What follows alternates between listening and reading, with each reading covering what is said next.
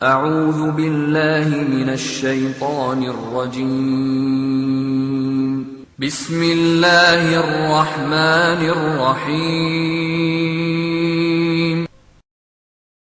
നിങ്ങൾ ഓർക്കുക വിചാരണക്കൊരു ദിനം വരാനുണ്ട്.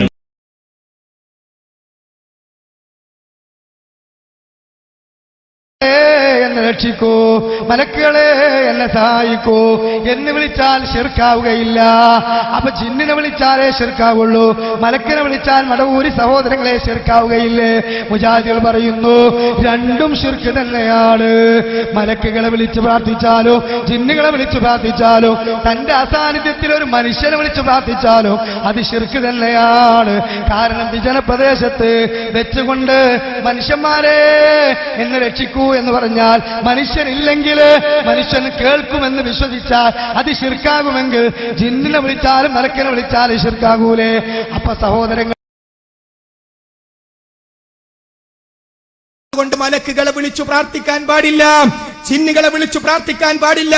മുഹയ്യിദ്ദീൻ ശൈഖെ രക്ഷിക്കണേ, ശിർക്കാണ്. മലക്കെ കാക്കണേ, ശിർക്കാണ്. ജിന്നെ രക്ഷിക്കണേ, ശിർക്കാണ്. നരകത്തിൽ പോകും, യാതൊരു സംശയവുമില്ല.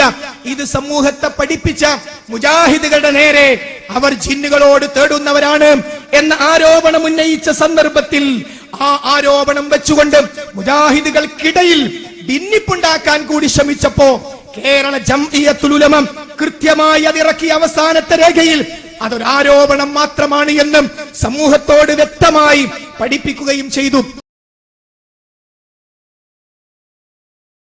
കാരണം ഇത് തൗഹീദ് പ്രസ്ഥാനമാണ്. എല്ലാ സഹായതേട്ടങ്ങളും അള്ളാഹുവിലേക്ക് മാത്രം തിരിച്ചുവിടണം എന്ന് പഠിപ്പിക്കാൻ വേണ്ടി അഹോരാത്രം കഷ്ടപ്പെടുന്ന ഒരു പ്രസ്ഥാനമാണ്.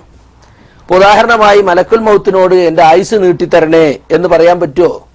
ഒരു മുജാഹിദിനോട് ചോദിച്ചാൽ പറയും ഇല്ല, പാടില്ല, ശിർക്കാണ് എന്ന് പറയും.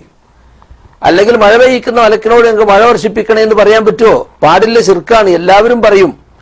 ഏത് കാര്യത്തിനും നമ്മൾ സഹായം ചോദിക്കേണ്ടത് വിജനപ്രദേശത്തായാലും ജനപ്രദേശത്തായാലും അപകടങ്ങളിൽ പെടുമ്പോഴായാലും അപകടങ്ങളിൽ പെടാത്തപ്പോഴാണെങ്കിലും ഒരു സമയത്തും ജിന്നിനോടോ മലക്കിനോടോ സഹായം ചോദിക്കാം, അത് ചോദിക്കേണ്ടതാണ് എന്ന് ഇസ്ലാഹി പ്രസ്ഥാനം എവിടെയും പഠിപ്പിച്ചിട്ടില്ല. അത് ശിർക്കാണ് എന്നാണ് ഇത്ര കാലവും മുജാഹിദ് പ്രസ്ഥാനം പഠിപ്പിച്ചിട്ടുള്ളത്. അതിൽ ആർക്കും ഇതുവരെ യാതൊരു മാറ്റവും സംഭവിച്ചിട്ടില്ല. ഇതെല്ലാം ചില ആളുകൾ വെറുതെ ഊതി വീർപ്പിക്കുന്ന സാങ്കല്പികമായ ചില ഇല്ലല്ലോ. മുജാഹിദ് കേരളത്തിൽ ഏതെങ്കിലും ഒരു മുജാഹിദ് കൈവെക്കുവോ? ജിന്നിനോട് തരാം. എന്തിന് പിന്നെ ഈ പച്ച തോന്നിയാസം കിട്ടുന്ന സദസ് പറയണം? എന്തിന് പച്ച തോന്നിയാസം? അതായത് നിങ്ങൾ ആലോചിച്ച് നോക്കിയേ, അതായത് ജിന്നിനോട് തേടുക എന്ന് പറഞ്ഞതിന്റെ അർത്ഥം എന്താ? ആ തേടുന്ന മുശിരിക്കാണ്.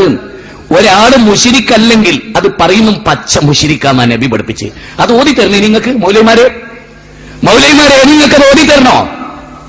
മടമൂരി മൗലൈമാരെ നിങ്ങൾക്ക് അത് ഓതി തരണോ? ആവശ്യമുണ്ടോ?